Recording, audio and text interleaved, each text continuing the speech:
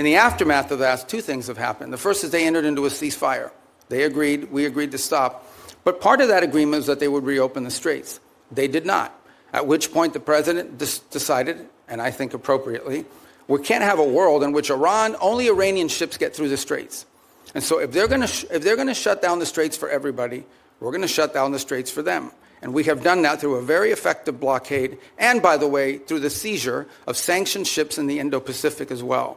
The cost to Iran every single day in lost revenue is in the hundreds of millions of dollars that they are losing in lost revenue that they're not generating as a result of that. Now, we are in talks, and I say talks because talks with Iran are not like talks with Switzerland, okay? They're very different. They require the use of intermediaries, unfortunately. But there is the prospect before us, which could happen today, it could happen tomorrow, it could happen next week, that for the first time, certainly in my memory, they have agreed to negotiate aspects of their nuclear program that just a month ago, just a year ago, they were refusing to even mention, much less enter into discussions about.